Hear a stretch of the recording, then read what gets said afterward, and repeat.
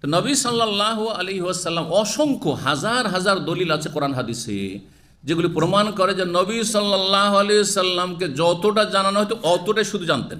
হ্যাঁ, যতটা জানানো হতো তার কাছে ওহী আসতো, তো অনেক কিছু জানানো হতো, কিন্তু সব কিছু জানার তার কোনো ক্ষমতা ছিল না, জানার ক্ষমতা তার ছিল না। তাহলে মা আয়েশার হার হারার তো সহিহ বুখারী তো আলোচনা এসছে, বা সিরাতুন নবীতে আলোচনা এসেছে। নবী মা আয়েশা রাদিয়াল্লাহু তাআলা দুইবার করে হার হারিয়েছে।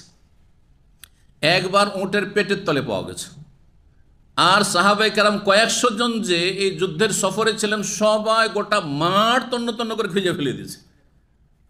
তো নবী সাল্লাল্লাহু আলাইহি ওয়াসাল্লাম যদি গায়েব জানতেন, তাহলে জানছেন যে উটের পেটের তলে হাড়টি পড়ে আছে। মা আয়েশা এসে যখন বললেন, স্বামীকে আগে বলবেন না যে হার হারিয়েছে? তো অবশ্যই বলেছেন, ঠিক না?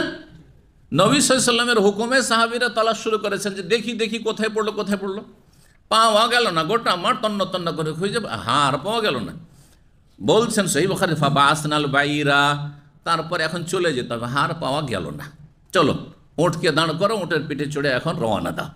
উট মা আয়েশা যে উটের ওপরে ছিলেন সেই উটটা যেখানে হাড়টা ছিঁড়ে পড়েছে আর সেইখানে বসে গেছে, পেটের তলায় পড়ে আছে, পেটের তলায় পড়ে। ফাবাসনাল বাইরা, উটটাকে যখন আমরা দাঁড় করলাম, ফাওয়াজাদনাল ইকদা তাহতাহু, মালাটি সেইখানেই তার পেটের তলায় পড়ে পেলাম।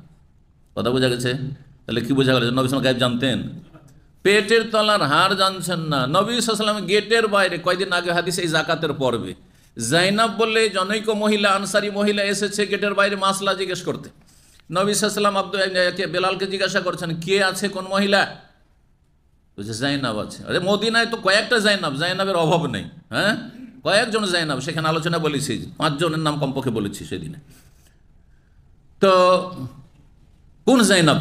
তখন বলে ইমরাত আব্দুল্লাহ বিন মাসউদ, আব্দুল্লাহ বিন মাসউদের স্ত্রী। তো নবী সাল্লাল্লাহু আলাইহি ওয়াসাল্লাম গেটের বাইরে কে তাই তো জানেন না, তাহলে কি করে জানবেন যে রাত্রে ঝড়ো হাওয়া হবে?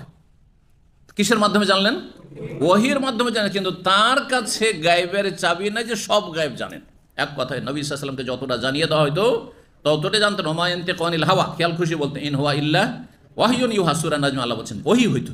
আমাদের কাছে ওহী নেই জন্য কিছুই জানি না, যতটা কিতাবে কোরআন হাদিসে পড়ছি বা দুনিয়া সম্পর্কে নলেজ ততটাই জানছি। কিন্তু নবী সাল্লাল্লাহু আলাইহি ওয়াসাল্লামের কাছে বিভিন্ন সময় ভবিষ্যৎ সম্পর্কে বা অতীত সম্পর্কে কি আসতো? ওহী আসতো। তো এই ছিল একটি ঘটনা। দ্বিতীয় ঘটনা কি হলো? ওয়া আহাদা মালিকু আইলাতালিন নবী সাল্লাল্লাহু আলাইহি ওয়াসাল্লাম বাগলাতান বাইদা, আইলার রাজা শাসক নবী সাল্লাল্লাহু আলাইহি ওয়াসাল্লামের কাছে উপঢৌকন পাঠালেন।